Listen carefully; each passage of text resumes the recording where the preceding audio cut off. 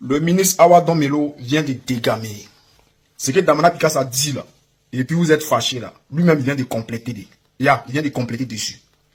Lui-même il dit que ce que le président Gbagbo a commencé en Côte d'Ivoire là, la graine qu'il a sémée là, ça a poussé au Mali, au Burkina, en Centrafrique et au Tchad, au Sénégal. Il a ajouté beaucoup de pays dessus. Voilà. Et le ministre est en train de parler que ça va se passer en Côte d'Ivoire. C'est lui qui va s'amuser de ne pas mettre le nom de Gbagbo. Et que nous, on n'a pas de plan B. Notre plan A, c'est Gbagbo. Et il appelle tous les militants à se mobiliser. Car c'est les militants qui vont décider de ce qui va se passer. Si on doit mettre le nom de Gbagbo ou si on ne doit pas mettre le nom de Gbagbo, c'est les militants qui vont décider. Et nous, les militants, là, ce que nous on veut là, c'est Gbagbo ou rien. On va écouter jusqu'à la fin. 2025 est une année où nous estimons que la victoire du PPACI sera en même temps le retour de la Côte d'Ivoire entre les mains des Ivoiriens. Et que le régime que nous observons aujourd'hui, qui est un régime, je dirais, d'exception, qui ne doit pas perdurer dans le temps, un régime qui, parfois, ne reconnaît même pas de droit aux autres citoyens, bien qu'ivoiriens, mais tout simplement n'appartenant pas au même parti politique que le président de la République. Ceci est déplorable parce que la Côte d'Ivoire ne peut être l'affaire d'un parti politique. La Côte d'Ivoire, c'est l'affaire de tous les Ivoiriens. Nous devons être tous égaux devant l'État de Côte d'Ivoire et devant les services de la Côte d'Ivoire. Or, aujourd'hui, on a l'impression qu'il y a des Ivoiriens qui ne doivent pas avoir accès aux services publics. Et donc, la bataille que nous avons engagée, c'est pour ça aussi. Tout dernièrement, nos camarades Justin et Picasse viennent d'être frappés par la justice, y compris l'autre camarade Lago. Et donc nous avons pratiquement 3 camarades qui ont perdu leurs droits politiques, tout simplement parce qu'ils ne sont pas du bon côté de l'appareil politique. Avant ça, il y a eu Dosso, le ministre Dosso, qui a été condamné, et un journaliste, enfin un activiste, un responsable du parti aussi, Gala Kolebi, qui a été condamné, et aujourd'hui ils sont tous en prison. Mais depuis 2010, il y a encore des camarades qui sont encore là-bas, jusqu'à aujourd'hui. Comme si eux, ils n'étaient plus ivoiriens. Nous pensons que la Côte d'Ivoire ne doit pas être ce que nous voyons aujourd'hui. Voilà pourquoi notre bataille pour la démocratie est une bataille essentielle. Nous avons eu le multipartisme, mais nous n'avons pas encore la démocratie, c'est-à-dire le pouvoir du peuple, par le peuple et pour le peuple, dans la liberté et dans l'égalité. Nous n'avons pas encore ça. Et nous devons battre pour que la Côte d'Ivoire accède à ce niveau-là. Mais une fois qu'on a accédé à ce niveau, il faut qu'on puisse vivre de nos richesses. La Côte d'Ivoire est un pays qui a tout ce qu'il faut pour que chacun de nous vive à l'aise. Je prends souvent l'exemple des pays arabes. Ils n'ont qu'un seul produit, le pétrole. Nous, on a aussi du pétrole. La différence, c'est que là-bas, quand le pétrole sort du sous-sol, eh bien, si ça vaut 1000 francs, eux, ils ont 900. Et puis, ceux qui sont venus coopérer ont 100 francs. En Côte d'Ivoire, c'est l'inverse. C'est-à-dire, s'il y a 1000 francs qui sortent, nous, on a 100 francs. Et puis, eux, ils ont 900. La conséquence, chez les Arabes, on voit bien le niveau de vie. Aujourd'hui, tout le monde rêve d'aller à Dubaï. Tout le monde veut aller voir Dubaï. Mais c'est les 900 sur les 1000 là qui ont développé Dubaï. S'ils avaient 100 francs au lieu de 900, eh bien, ils allaient être comme nous.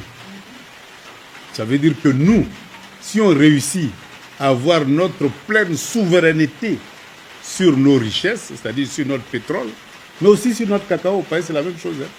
Donc, quand on se retrouve face à une telle situation, où ceux qui travaillent touchent moins que ceux qui ne travaillent pas, et qui sont là tout simplement pour indiquer là où on doit les vendre, et puis eux, ils empochent près de 5 000, et ceux qui ont travaillé toute l'année, eh bien, n'ont que 1 800. Imaginez un seul instant si la Côte d'Ivoire recevait les 6 000 au lieu de 1 800. Avec pratiquement 2 millions de tonnes par an, c'est-à-dire 2 milliards de kilos, multiplié par 6 000, ça fait 12 000 milliards pour la Côte d'Ivoire, et cela constitue des ressources importantes pour développer notre pays. Et en plus, si nous avons ces 12 000 milliards, nous pouvons créer des usines un peu partout pour transformer sur place le cacao en chocolat. C'est-à-dire multiplier par 10 les 12 000 milliards, c'est-à-dire aller vers les 120 000 milliards. Mais tous nos enfants qui sortaient de l'école allaient avoir au moins la possibilité de travailler et d'avoir de quoi vivre dignement, au lieu d'aller à l'école, sortir et chômer. Donc voilà un peu pourquoi la souveraineté économique est un moyen pour industrialiser la Côte d'Ivoire et donc créer de la richesse à partir de nos matières premières et en même temps créer de l'emploi.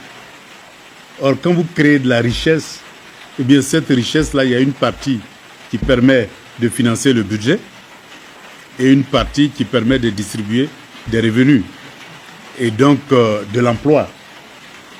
Et même si on s'endettait, on avait les moyens de faire face à ce endettement-là. Donc voilà pourquoi l'enjeu, c'est vraiment la souveraineté économique et l'industrialisation de la Côte d'Ivoire, à partir de toutes les matières premières que nous avons. Cacao, café, EVA, palmier à huile, coton, anacarde et j'en passe. Donc toutes ces richesses-là vont pour aller alimenter des usines à l'extérieur de la Côte d'Ivoire. Et donc vous comprendrez pourquoi eh bien, nous avons des difficultés pour s'industrialiser.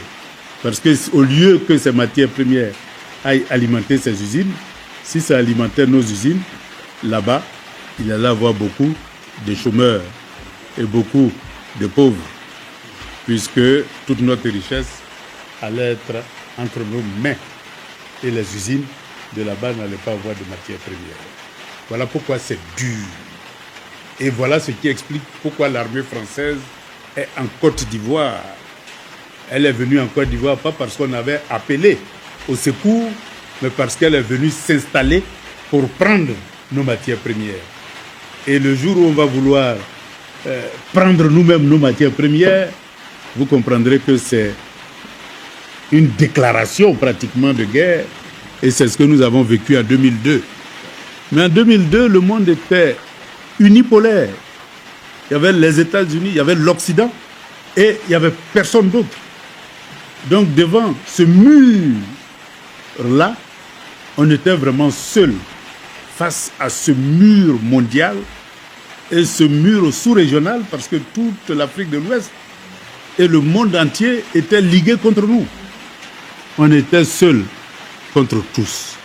Mais on a résisté quand même pendant 8 ans.